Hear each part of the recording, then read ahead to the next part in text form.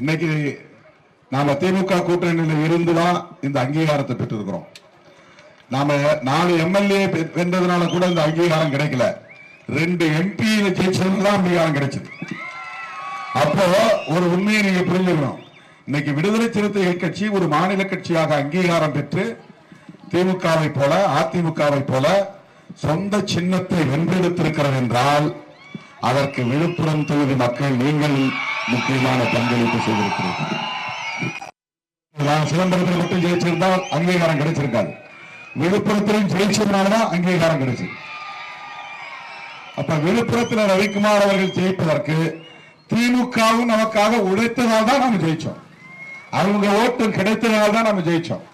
அப்படி ஜெயிச்சதுனால்தான் இன்னைக்கு இந்தியாவிலேயே அம்பேத்கர் இயக்கங்கள் மாநில கட்சிகளாவோ அல்லது தேசிய கட்சிகளாவோ அங்கீகாரம் பெற்றதுன்னா 4 கட்சி தான். ஒன்னு பிஎஸ்பி மாயாவதி அம்மா கட்சி, இன்னொன்னு பீகார்ல ராம்விலாஸ் பாஸ்வான் கட்சி, இன்னொன்னு மகாராஷ்டிராவில் ராம்தாஸ் அத்வாலே கட்சி. அது கூட ஏதோ அஸ்ஸாம்லயும் இங்கேதான் அவங்க மணிப்பூர்ல தான் அவங்க அங்கீகாரத்தை வாங்கியிருக்கிறாங்க, மகாராஷ்டிராவில் கிடையாது. அதுக்கு அடுத்து ஒரு பெரிய மாநிலத்தில் தமிழ்நாடு பெரிய மாநிலம், மணிப்பூர் சின்ன குட்டி நாடு, ஒரே ஒரு எம்பி தான் அங்க அங்கீகாரம் வாங்கிட முடியும். பாண்டிச்சேரி மாதிரி ஒரு சின்னது, ஒரு யூனியன் பிரதேசம் மாதிரி தான் அது. ஆனா தமிழ்நாட்டில் 234 சட்டமன்ற தொகுதி, 39 நாடாளுமன்ற தொகுதி, இதுல 2 எம்பி ஜெயிச்சு அங்கீகாரம் வாங்குறதுங்கிறது அவ்வளவு சாதாரணமானதல்ல. அகில இந்திய அளவில் 4வதா ஒரு அம்பேத்கர் இயக்கம் மாநில கட்சியாக அங்கீகாரம் பெற்று புதிய வரலாறு படைத்திருக்கிறது என்று சொன்னால் அது விடுதலை சிறுத்தைகள் கட்சி மட்டும்தான். யாரோடு சேர்ந்ததால்? திமுகவோடு சேர்ந்ததால். யாருடைய ஆதரவு இருந்ததால்? அண்ணன் முத்துவேல் கருணாநிதி ஸ்டாலின் அவர்களின் ஆதரவு நமக்கு கிடைத்ததால். நான் ஏன் திமுகவோடு தொடர்ந்து பயணம் செய்கிறேன் என்று உங்களால் புரிந்து கொள்ள முடிகிறதா? எல்லாம் ஆசை காட்டுறாங்க. இந்த பக்கம் விஜய் கூப்பிடுறாரு போகலாம் இல்லையா, இந்த பக்கம் எடப்பாடி அழைக்கிறார் போகலாம் இல்லையா, இங்க போனா 20 சீட்டு தராங்களாமே, 30 சீட்டு தராங்களாமே எல்லாம் சொல்றாங்க. ஏன் நான் போல? 8-10 சீட்டு அதிகமா வாங்கினா இன்னும் 10 பேருக்கு நான் வாய்ப்பு கொடுக்கலாம். இப்ப 8 சீட்டு ஒரே சண்டை கட்சி உள்ள, எனக்கு இல்ல உனக்கு இல்லைன்னு கடுமையான போட்டி, மன உளைச்சல். இப்ப கூடுதல் சீட்டு வாங்கினா இன்னும் 10 பேருக்கு நம்ம சீட்டு கொடுக்க முடியும். ஆனா நான் ஏன் போல? அப்படின்னா எனக்கு முடிவெடுக்க தெரியுதுன்னு அர்த்தமா? அப்படி கிடையாது. நமக்குன்னு ஒரு கொள்கை இருக்கு, கோட்பாடு இருக்கு, பிரின்சிபிள் இருக்கு. ஏதாவது ஆதாயம் கிடைச்சா போதுன்னு வாயை பணந்துட்டு போக முடியாது. மிட்டாயை காட்டி மயக்க பார்ப்பாங்க, சாக்லேட் காட்டி மயக்க பார்ப்பாங்க. அந்த மாதிரி ஆசை காட்டி மயங்குவதற்கு திருமாவளவன் சராசரி ஆள் இல்லை. சீட்டுக்காகவோ ஒரு முடிவெடுக்க தயாராக இல்லை. ஏன் திமுகவோடு இருக்கிறோம்னா, நாம பேசக்கூடிய அரசியலை திமுக பேசுகிறது, நாம் பேசக்கூடிய சமூக நீதி அரசியலை இடதுசாரி கட்சிகள் பேசுகிறார்கள். அவர்கள்தான் உண்மையிலேயே நம்மோடு கொள்கை சார்ந்த உறவுக்காரர்கள். இவங்களோட தான் நம்மால் நிற்க முடியும். பிஜேபி, RSS இவர்கள் இருக்கிற இடத்துல இருக்க மாட்டோம்னு நான் 2001 இருந்தே சொல்றேன், இன்னைக்கு சொல்லல. ஏன், என்ன காரணம்? பங்கு தகராறா, பாகம் தகராறா, அவங்களுக்கு நமக்கு ஏதாவது கொடுக்கல் வாங்கல் இருக்கா? அப்படிலாம் கிடையாது. அவங்க ஒரு அரசியல் கட்சி, சராசரி கட்சியா பிரச்சனை கிடையாது. அவங்க சாதி வெறியை திட்டமிட்டு தூண்டுகிற கட்சி, மதவெறியை திட்டமிட்டு தூண்டுகிற கட்சி, இஸ்லாமியர்களுக்கு எதிரான வெறுப்பை விதைக்கிற கட்சி, கிறிஸ்தவர்களை அந்நியர்கள் என்று சொல்லுகிற கட்சி, பைபிளை கொளுத்துகிற கட்சி, தேவாலயங்களை இடிக்கிற கட்சி, பாபர் மசூதியை இடித்த கட்சி. இதெல்லாம் வரலாறு தானே. நான் பொய் சொல்லலையே, கற்பனையா சொல்லலையே, நடந்த உண்மை தானே. அவர்கள் இன்றைக்காவது சமூக நீதியை பற்றி பேசியிருக்கிறார்களா? சமத்துவத்தை பற்றி பேசியிருக்கிறார்களா?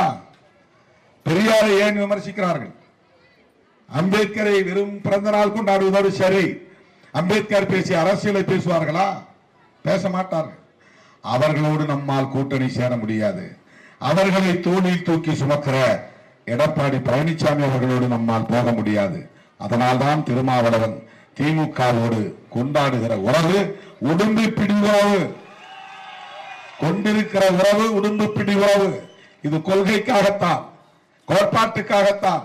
புரட்சியாளர் அம்பேத்கர், தந்தை பெரியார், மாமேதை மார்க்ஸ் போன்ற மாமனிதர்களின் கொள்கைகளை படித்தவர். சும்மா பேரை உச்சரிக்கல, சும்மா நம்ம பேரை உச்சரிக்கல.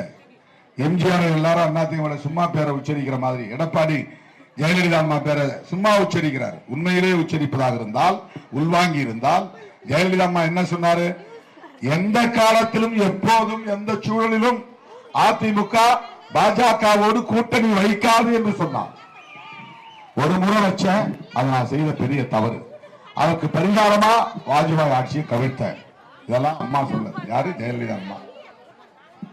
ஒரு முறை நான் தவறை இழைத்து விட்டேன், மீண்டும் அந்த தவறை இழைக்க மாட்டேன் என்று சொன்னதை ஜெயலலிதா அம்மையார். அந்த பாஜகவை தோளில் தூக்கி கொண்டு வந்து ஊர் ஊராய் பாஜக சின்னத்தை அதிமுக தொண்டனை வைத்து எழுத வைக்கிறார்.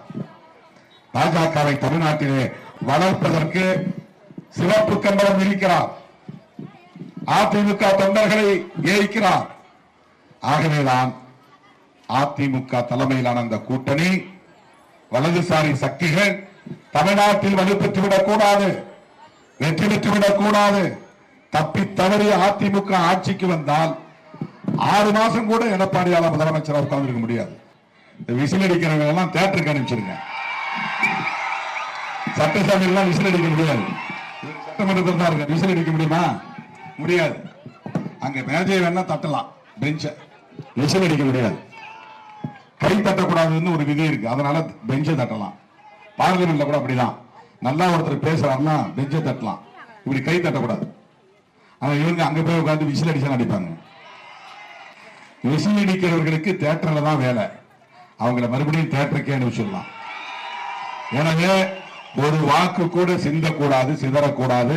என் உயிரின் உயிரான விடுதலை சிறுத்தைகளே, உங்கள் பொன்னான வாக்குகளை, முத்தான வாக்குகளை உதயசூரியன் சின்னத்திலே முத்திரையிட்டு அன்னியூர் சிவா அவர்களை மீண்டும் சட்டமன்றத்திற்கு அனுப்புங்கள். இந்த 5 ஆண்டுகளில் விக்கிரவாண்டியை அவர் மிகச்சிறந்த தலை சிறந்த தொகுதியாக மாற்றி காட்டுவார். அந்த நம்பிக்கை எனக்கு இருக்கிறது. ஆகவே உங்கள் வாக்குகளை உதயசூரியன் சின்னத்திலே முத்திரையிடுங்கள் என்று கேட்டு முடிக்கிறேன். நன்றி, வணக்கம்.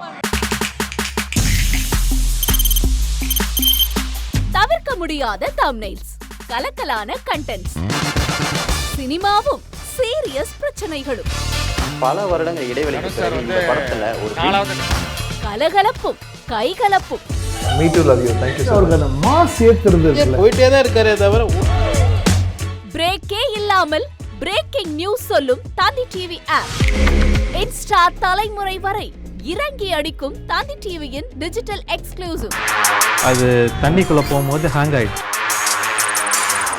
உங்களுக்கு விஜய் சார் எந்த அளவுக்கு ரொம்ப பிடிக்கும்? Of course, Malayalis are huge Vijay sir fans. 2 பேருமே ரொம்ப பிடிக்கும் எனக்கு.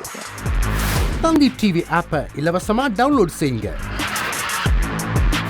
ஃபாலோ பண்ணுங்க, சப்ஸ்கிரைப் பண்ணுங்க, என்ஜாய் பண்ணுங்க.